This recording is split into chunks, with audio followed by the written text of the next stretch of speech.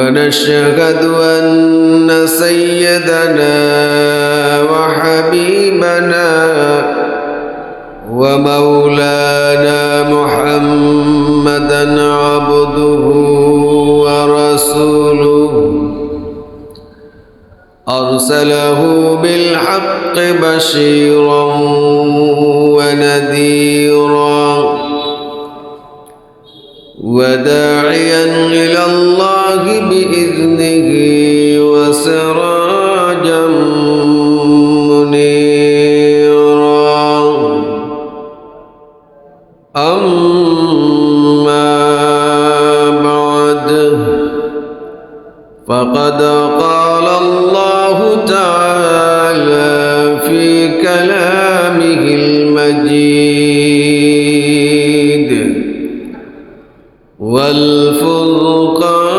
والفرقان الحميد أعوذ بالله من الشيطان الرجيم بسم الله الرحمن الرحيم يا أيها الذين آمنوا ادخلوا في السلم كافة ولا تتبعوا خطوات الشيطان إنه لكم عدو مبين قال رسول الله صلى الله عليه وسلم الإيمان بضع وسبعون شعبة أفضلها قول لا إله إلا الله وأدناها إماتة الأذى عن الطريق والحياء شعبة من الإيمان وقال تعالى إن الله وملائكته يصلون على النبي يا أيها الذين آمنوا صلوا عليه وسلموا تسليما اللهم صل على سيدنا مولانا محمد وعلى آل سيدنا مولانا محمد اللهم صل على سيدنا مولانا محمد وعلى آل سيدنا مولانا محمد بلغ العلا بكماله كشف الدجى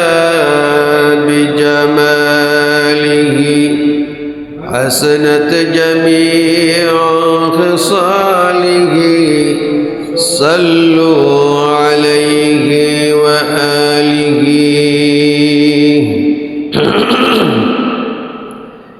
कि मोहम्मद से वफा तूने तो हम तेरे हैं कि मोहम्मद से वफा तूने तो हम तेरे हैं, ये जह चीज है क्या लौह कलम तेरे हैं, बलगल उला बिकमालिही कशफद दुजा बिजमालिही, हसनत जमीअ खसालिही, सल्लु अलैहि व आलिही। मुअज़्ज़ज़ मुहतरम আল্লাহু সুবহানাহু ওয়া তাআলার দরবারে কৃতজ্ঞতা জ্ঞাপন করছি যে আল্লাহ তাআলা আমাদেরকে ঈমান ও ইসলামের দৌলত দান করেছেন। পড়ি আলহামদুলিল্লাহ। মানবতার মুক্তির দিশারি ঐশী গ্রন্থ মহাকিতাব মহাগ্রন্থ আল কোরআনুল কারীমের সূরা আল বাকারা 208 নম্বর আয়াত তেলাওয়াত করেছি এবং একখানা হাদিস পাঠ করেছি। 208 নম্বর আয়াত সূরা বাকারা। সূরা বাকারা সবচাইতে বড় সূরা, কোরআনুল কারীমের সবচাইতে বড় সূরা সূরা বাকারা। সূরা কয়টা? কোরআন শরীফের সূরা কয়টি? 114টি। সবচাইতে বড় সূরার নাম কি? সূরা আল বাকারা। বাকারার অনেক ফজিলত, সময় কম, ফজিলত অনেক ফজিলত। আমি এই আয়াত সম্পর্কে কথা বলবো। সূরা বাকারার 208 নম্বর আয়াত, এটি সুপ্রসিদ্ধ আয়াত, ঐতিহাসিক আয়াত। একটি ঈমানের এবং ইসলামের মাইল ফলক। ঈমান ও ইসলাম আর কুফর এবং মুনাফিকের মাঝে একটি দুর্ভেদ্য প্রাচীর নির্মাণকারী আয়াত। সুবহানাল্লাহ। প্রত্যেক মুসলমানের জানা দরকার, প্রত্যেক নরনারীর জানা দরকার এই আয়াত, এই তাফসীর। শুধু এই আয়াতেই নয়, গোটা কোরআন সমস্ত মুসলমান নরনারীর জানা দরকার। কথা বলেন ঠিক না বেঠিক? কেন? এটি হচ্ছে আল্লাহর পক্ষ থেকে আপনার প্রতি মেসেজ। মেসেজ বুঝেননি? যেমন আপনার মোবাইলে আপনার বন্ধু মেসেজ পাঠায়, আপনি গাড়ি চালাচ্ছেন 120 কিলোমিটার বেগে, 150 কিলোমিটার বেগে, সামনে মহাবিপদ অপেক্ষা করছে, ডাকাতের দল। আপনার বন্ধু জানতে পেরে আপনাকে মোবাইলে মেসেজ করলো, মেসেজের আওয়াজ বেজে উঠলো, আপনি কোনো কেয়ার করলেন না। বন্ধু দেখলো যে সে তো মেসেজ দেখছে না, চালাচ্ছে। এবার সে কল করলো, কলও ধরলেন না আপনি। চালাচ্ছেন, কিন্তু এই চালানি তো চালানি নয়, এটা মহা বিপদের দিকে আপনি আগাচ্ছেন, ঠিক না? সামনে ডাকাতের দল আছে, আপনার হাড়গুড় ভেঙে দিবে, গর্দানটা উড়ে দিতে পারে, গাড়ি তো নিবেই। আপনার সাথে আছে 50 লক্ষ টাকা, সেটা বাড়িতে, আপনার বাড়িতে পৌঁছায় দিব নাকি? নিজের মনে করে নিজের বাড়িতে নিয়ে যাবে। কল দিল, তাও ধরলেন না। এবার কি করা যায় দেখি, সামনে কেউ আছে কিনা তাকে ফোন করে বলি। তাকে ফোন দিয়ে বলবো যে একটা গাড়ি আসতেছে, তাকে থামাও, বিপদের দিকে যাচ্ছে। সেই লোকটাকে ফোন দিয়ে বলা হলো, আরেকজনকে সে হাত উঠাইয়া চেষ্টা করলো, আপনি তাও থামলেন না। এত সংকেত দেওয়ার পরেও থামলেন না। এরপরে আপনি যখন গেলেন, ডাকাত ধরলো, পিটাইয়া বাইরা হাড় গুড় ভেঙে গুঁড়া করে দিয়া গাড়িও নিয়ে গেল, টাকাও নিয়ে গেল। এবার আপনাকে পাওয়া গেল হাসপাতালে মুমূর্ষু অবস্থায়। বন্ধু দেখতে গেল, যা বলল, বন্ধু তোমাকে মেসেজ করেছিলাম, কল দিয়েছিলাম এবং লোকও পাঠাইছিলাম, বন্ধু আসলে আমি খেয়াল করি নাই। এখন থেকে খেয়াল করব। কিন্তু এতক্ষণে তো সব শেষ, টাকাও শেষ, গাড়িও শেষ, আপনাকে কোবায়া শেষ করে বলাইছে। আল্লাহ হেফাজত করবো না, আমি শেষ করে দিয়েছে, পুরা ফ্যামিলিটাই তছনছ করে ফেলছে, পঙ্গু বানিয়ে দিচ্ছে। কোবায়া। এখন আর চিন্তা করলে, খেয়াল করলে আর কোনো লাভ হবে না।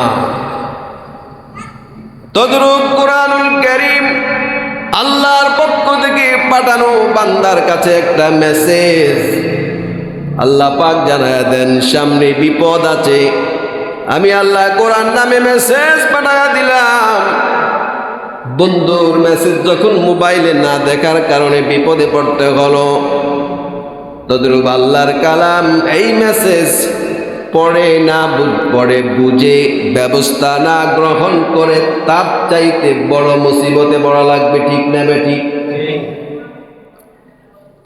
মেসেজ পাঠানো হলো, খেয়াল করলাম না। এরপরে আল্লাহ রাব্বুল আলামিন নবী পাঠায়া নবী দিয়া সতর্ক করলেন, তাও সতর্ক হলাম না। নবী চলে গেলেন, নবীর ওয়ারিসদেরকে রেখে গেলেন। উলামায়ে কেরাম, পীর বুজুর্গানে দিন, কোরআনের বিশেষজ্ঞ যারা আছে তারা সতর্ক করলো, তাও সতর্ক হলাম না। এত সতর্ক করার পরেও সতর্ক না হয়ে যখন আজরাইল এসে ধাক্কা দিয়ে বালায়া দিবে, এরপরে যখন জাহান্নামের ফেরেশতারা কবরে এসে ধরবে, হাসরে মিজানে ফুলসিরাতে ধরবে, ধরে জাহান্নামে নিয়ে যাবে, তখন আপনার ওই বন্ধুর সঙ্গে দেখা হয়ে যাবে। আল্লাহ পাক রব্বুল আলামিন বন্ধুর সঙ্গে দেখা দিবেন। সূরা সাফফাতের মধ্যে আল্লাহ পাক উল্লেখ করেছেন। তখন বন্ধু বলবে, বন্ধু তোমাকে না আমি সতর্ক করেছিলাম, আল্লাহর কালাম কি সতর্ক করেছিলাম, তুমি মানো নাই, শুনো নাই। এবার জাহান্নামী বন্ধু বলবে, হায় আফসোস, তোমার কথা যদি মানতাম আজকে এই জাহান্নামে আসা লাগতো না। আবার যদি দুনিয়ায় যেতে পারি, বন্ধু তোমার কথা মানবো, কোরআনের কথা মানবো, পীর আউলিয়াদের কথা মানবো, কোরআনের কথা মানবো, রাসূলের কথা মানবো। বলেন জাহান্নামে যায় যদি এই কথা বলে, এই কথার কোনো দাম আসেনি? আসেনি? কোনো দাম নাই।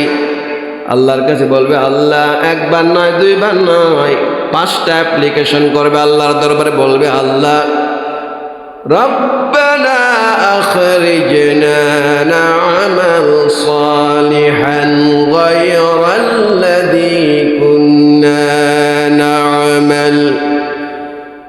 আল্লাহ পাক রব্বুল আলামিনের কাছে বান্দা সেদিন বলবে, আল্লাহ আমাকে একটু দুনিয়ায় পাঠায় দাও, আর আকাম কুকামগুলা করবো না, তোমার হুকুমের বাহিরে চলবো না। এইভাবে 5টা অ্যাপ্লিকেশন করতে 5,000 বছর লাগবে। দুনিয়ার 5,000 না, আখিরাতের 5,000। দুনিয়ার 50,000 বছর, আখিরাতের একদিন। এইভাবে 5,000 বছর হিসাব করে দেখেন, ক্যালকুলেশন ফেল। কম্পিউটার দিয়ে হিসাব করে দেখতে পারেন, ক্যালকুলেশন ধরবে না, কম্পিউটার দিয়ে হতে পারে। আল্লাহর ওইখানে তো টাইমের কোনো অভাব নাই। তো লং টাইম অ্যাপ্লিকেশন করে আল্লাহ পাক অ্যাপ্লিকেশন খারিজ করে দিবেন, খারিজ করে দিবেন, চলবে না। এবার বিচার ফাইনাল করে জাহান্নামে পাঠিয়ে দেওয়া হবে। তখন আফসোস করলে কাজ হবে না, আফসোস করতে হবে চক্ষু বন্ধ করার আগে, আজরাইল আসার আগে। এই জন্য বলেছি আল্লাহর মেসেজ কোরআনটা পড়ে দেখা দরকার। শুধু হুজুরদের উপর দায়িত্ব বালায় দিয়েন না, নিজে পড়েন, বুঝেন। সূরা বাকারার 208 নম্বর আয়াত তেলাওয়াত করেছিলাম, বলছিলাম এটি একটি ঐতিহাসিক আয়াত। প্রত্যেক মুসলমান নরনারীর জানা ফরজে আইন, ফরজে আইন। বলে দেখবেন এই আয়াত হচ্ছে মুমিন এবং মুনাফিকদের মাঝে দুর্ভেদ্য প্রাচীর নির্মাণকারী আয়াত। কাফের এবং মুনাফিক, কাফের আর মুমিনের মাঝে প্রাচীর নির্মাণের একটি মাইল ফলক। সে আয়াতটি কি আল্লাহ পাক বলছেন, ইয়া আইয়ুহাল্লাযীনা আমানু দুখুলু ফিস-সিলমি কাফা। আল্লাহ রাব্বুল আলামিন বলেন, হে ইমানদারেরা, তোমরা ইসলামের মধ্যে পরিপূর্ণভাবে দাখিল হয়ে যাও। সহজ কথা, প্রসিদ্ধ কথা। এই আয়াতটা খুবই পরিচিত আয়াত, কিন্তু এর ভাবের কাছেও নাই আমরা, এই আয়াতের আমলের কাছেও নাই। আল্লাহ পাক কি বললেন লক্ষ্য করেন, ইয়া আইয়ুহাল্লাযীনা আমানু, হে ঈমানদারেরা। এই আহ্বান করেছেন ঈমানদারদেরকে, কাফেরদেরকে না। স্পেশাল আয়াত এটা। একটা আছে সরকারি, মানে এটা ব্যাপক, মুসলমান কাফের সবাই আছে, ইয়া আইয়ুহান নাস সবাই আছে। আর এটা হলো স্পেশাল, ইয়া আইয়ুহাল্লাযীনা আমানু, হে ঈমানদারেরা। তাহলে আমরা কি ঈমানদার? কথা কয় না, ইনশাল্লাহ না, নিশ্চয়ই ঈমানদার। এখানে ইনশাল্লাহ চলবে না, ইনশাল্লাহ সব জায়গায় চলে না। এখানে বলতে হবে অবশ্যই ঈমানদার। কি বলতে হবে? আমি অবশ্যই ঈমানদার। আপনি কি আল্লাহকে বিশ্বাস করেন? আপনি বললেন ইনশাল্লাহ বিশ্বাস করি, তাহলে হলো না। আপনি বিয়ের দিন যদি বলেন যে প্রস্তাব করা হলো, এই মেয়েকে তোমার কাছে 5 লক্ষ টাকা মহারণার এবাদে সুপর্দ করলাম, বলো আলহামদুলিল্লাহ, বলেন ইনশাআল্লাহ আলহামদুলিল্লাহ। না, ইনশাআল্লাহ না, অবশ্যই কবুল করলাম। সব জায়গায় ইনশাআল্লাহ চলে না। তো এখানে অবশ্যই আমরা মুমিন, সুতরাং আপনাদেরকেই আল্লাহ তাআলা বলেছেন যেহেতু আপনারা ঈমানদার। কারা কারা ঈমানদার আল্লাহকে একটু হাত দেখান তো। আমরা সকলেই ঈমানদার, হাত নামান। আপনাদেরকে কি বলেছেন আল্লাহ তাআলা দেখুন, ইয়া আইয়ুহাল্লাযীনা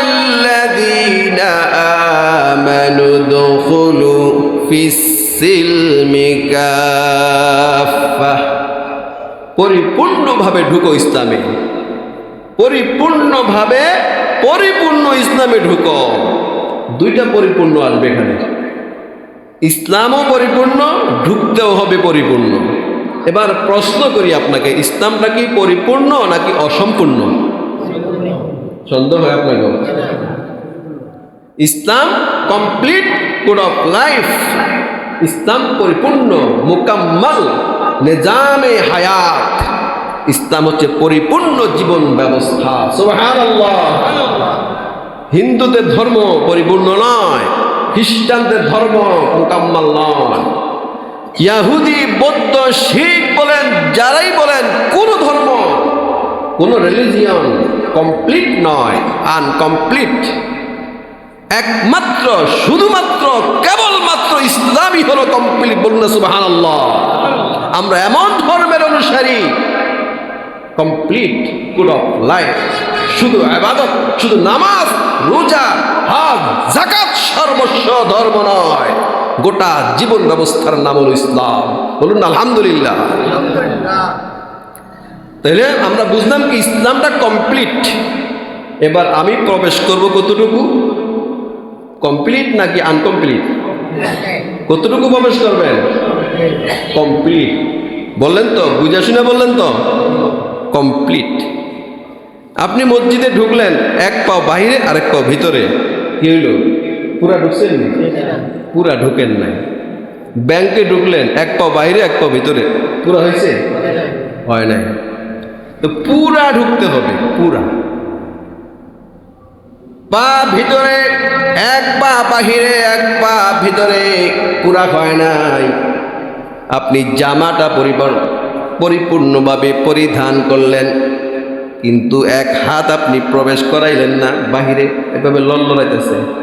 রাস্তায় বাইরেন তো দেখি, মানুষে আপনাকে ভিক্ষা দিব, খুব এক হাত নাই, ঠিক না? হাতটা যদি ভিতরে থাকে, ওই পাঞ্জাবির ভিতরে, হাতেটা বাইরে দিছে, হাতাটা পরিপূর্ণ প্রবেশ করেন নাই। এক হাত ঢুকাইছেন, আরেক হাত ঢুকান নাই। ভিক্ষা চাইলেও দিতে পারে, না চাইলেও দিব অনেকে। তাহলে পরিপূর্ণভাবে ঢুকাইতে হবে, কমপ্লিট প্রবেশ করা, এটা তো বুঝলাম। আল্লাহ পাক মুমিনদেরকে বলেছেন কমপ্লিট প্রবেশ কর। সময় খুবই কম, সংক্ষিপ্ত সময়, এত ব্যাপক আয়াতের তাফসীর করা সম্ভব হয় না। আল আকিলু তাকফিহিল ইশারা, আরবিতে একটা প্রবাদ আছে, জ্ঞানীদের জন্য ইশারাই যথেষ্ট, আর বেকুবদেরকে ঠুসা দিলেও কাম হয় না। ঠিক না বেঠিক? আপনারা সবাই জ্ঞানী, আমি বলি না, আল্লাহই বলেন জ্ঞানী। আল্লাহ পাক তাদেরকে বলেন না, যারা কম্পিউটার আবিষ্কার করেছে তাদেরকে জ্ঞানী বলেন নাই আল্লাহ তাআলা। যারা চিকিৎসা বিজ্ঞান আবিষ্কার করেছে তাদেরকেও আল্লাহ তাআলা জ্ঞানী বলেন না। কেন বলেন না? কারণ বানর যেই পরিমাণ চিকিৎসা বিদ্যা জানে, কোনো ডাক্তার আজও পর্যন্ত ততটুকু শিখতে পারে নাই। সুবহানাল্লাহ। সেটা আরেক জগৎ। বাবুই পাখি যেই বাসা তৈরি করেছে, কোন প্রকৌশলী এই বাসা এখনো তৈরি করতে পারে না। মৌমাছির যে বাসা, ইঞ্জিনিয়ারিং যে প্ল্যান দিয়ে বাসা নির্মাণ করেছে, তা আজও কার পারে নাই কোনো বিজ্ঞানী। সুতরাং যারা ইঞ্জিনিয়ার, ডাক্তার, ইনভেন্টর, আবিষ্কারক, ওগুলাকে আল্লাহ জ্ঞানী বলেন না। হ্যাঁ, এটা একটা জ্ঞান, ওদেরকে মহাজ্ঞানী আল্লাহ বলেন না। কাদেরকে বলেছেন? আপনাদেরকে বলেছেন। কেন? কোথায়? দলিল কি? আল্লাযীনা ইয়াযকুরুনাল্লাহা কিয়ামান ওয়া qu'ুদান ওয়া আলা জুনুবিহিম ওয়া ইয়াতাফাক্কারুনা ফি খালকিস সামাওয়াতি ওয়াল আরদ রব্বানা خلقت هذا باطلا। আল্লাহ পাক রব্বুল আলামিন বলেন, ইন্না ফি খালকিস সামাওয়াতি ওয়াল আরদি ওয়া ইখতিলাফিল লাইলি ওয়ান নাহারি লাআয়াতিন লিউলিল আলবাব। আসমান জমিনের মধ্যে রাত দিনের পরিবর্তনের ভেতরে, আসমানে জমিনে যা কিছু আছে সব কিছুর ভেতরে জ্ঞানীদের জন্য চিন্তার খোরাক রয়েছে।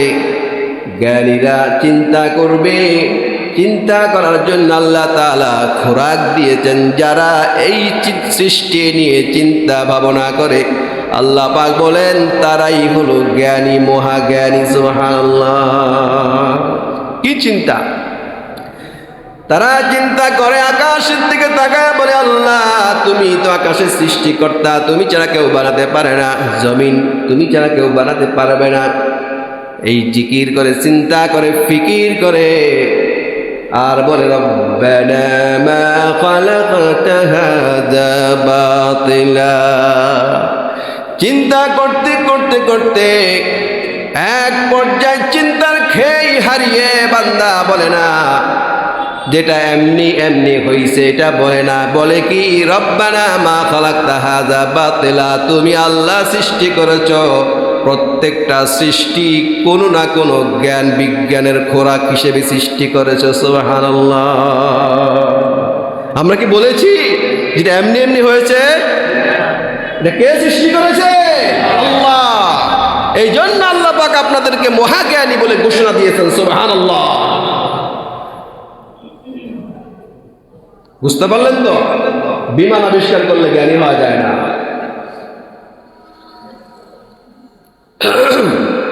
আল্লাহ পাক এই আয়াতের মধ্যে বললেন, আমি আল্লাহ রাব্বুল আলামিন দুইটা আইন দিয়েছি। দুইটা আইন। কয়টা আইন? একটা আইন হলো law of nature, law of environment, law of nature, প্রাকৃতিক আইন। আরেকটা হলো ল ফর ম্যান, মানুষের জন্য আইন। দুইটা আইন দান করেছেন আল্লাহ রাব্বুল আলামিন। সংক্ষিপ্তভাবে বললাম, প্রাকৃতিক আইন যেমন আপনার মাথার চুলগুলো বড় হয়, আপনি সার কীটনাশক দেন বা না দেন, মাথার চুলগুলো বড় হয় কি হয় না? জমিনে ধান রোপণ করলেন, ধান কি উল্টায়া দিলেন ডান দিকে না বাম দিকে সেটা দেখার বিষয় না, ধানটা ফেলে আসলেন, ধান থেকে চারা উঠলো কার হুকুমে? আল্লাহর হুকুমে উঠলো। ধানকে আল্লাহ পাক আইন দিয়েছেন, ধানের বীজ রোপণ করলে ধান গাছ উঠতে হবে উপরের দিকে, ধান থেকে কখনো সয়াবিন গাছ উঠা যাবে না। আল্লাহ আইন দিয়েছেন, প্রত্যেকটা মাখলুকাতকে আইন দিয়েছেন। ওই মাখলুকাত আল্লাহর আইনের ব্যতিক্রম করে অন্য কিছু করে কখনো করছে? দেখছেন নি? সূর্য কি পশ্চিম দিক থেকে উঠছে? উঠে নাই। কখনো আম গাছ থেকে গাব হয় না, গাব গাছ থেকে ডাব হয় না, নারকেল গাছ থেকে ডাব হয়নি, হয় না? বেতাল হয়ে যায় না। নারকেল গাছ থেকে কি হয়? ডাব হয়, কিন্তু গাব গাছ থেকে ডাব হয় না কখনো। হ্যাঁ হ্যাঁ, সেটা হয়, সেটা আল্লাহর হুকুমে হয়। কার হুকুমে? এটা হলো প্রাকৃতিক আইন, যে প্রকৃতি আইন মানতেই হবে, এটা নির্দেশ আল্লাহ। এই কথাটা আমরা মুসলমান বলি কি বলি না? আল্লাহ পাক বলেন যারা এটা বলে তারাই হলো জ্ঞানী, আর যারা বলে এটা এমনি এমনি হয় ওগুলো হলো আহাম্মক নম্বর 1। সুবহানাল্লাহ। তো গরুর থেকেও খারাপ, অথচ এরা দাবি করে আমরা হলাম বড় শিক্ষিত, বড় শিক্ষিত। আল্লাহ পাক বলেন তবু বাড়ির যে গরু আছে ওই গরুর থেকেও তুই খারাপ। দলিল আছে না নাই? বাল হুম আদাল্লু, কোরআনের আয়াত। তো গরুর তো খারাপ কইছে না আমারে, আল্লাহ কয় না, শুয়োর তো খারাপ কইছে তোরে, কারণ ওই শুয়োর গাফেল নয়, শুয়োর আল্লাহর হুকুম মানে। সুবহানাল্লাহ। এই হলো প্রাকৃতিক আইন। আল্লাহ পাক রব্বুল আলামিন প্রকৃতিকে আইন দিয়েছেন। আল্লাহ পাক বলেন ফাগায়রা দীনিল্লাহি ইয়াবগুন, প্রকৃতিকে যে আইন দিয়েছি প্রকৃতি সব আমার দেয়া আইন ফলো করে চলে, আইন লঙ্ঘন করে না। কিন্তু তোমরা মানুষ হইয়া আমি আল্লাহর আইন বাদ দিয়া নাস্তিক বেঈমানদের তৈরি করা আইনের পিছনে লেগে গেছো। তোমাদের মতো নিমুখারাম আমার জমিনে আর কেউ হতে পারে না। আল্লাহ পাক মুমিনদেরকে ডেকে বললেন এই আয়াতের মধ্যে তোমরা ইসলামের মধ্যে ঢুকে যাও। 1 মিনিটে আমি ওয়াজ শেষ করে দিলাম। তোমরা ইসলামে ঢুকো, তোমার ঘুম ইসলামিক করো, ঘুমকে কি করো? ইসলামিক করো। ঘুম থেকে উঠাকেও ইসলামিক করো, পরিবারটাকে ইসলামিক বানাও, বাজার ঘাট করা ইসলামিক বানাও, ক্ষেত খামারে যাও সেখানে ক্ষেত খামারে ওইটাকেও ইসলামিক বানাও। আইল কাটতে কাটতে আরেকজনের আইল কাইটো না, ইসলাম আছে না না এখানে?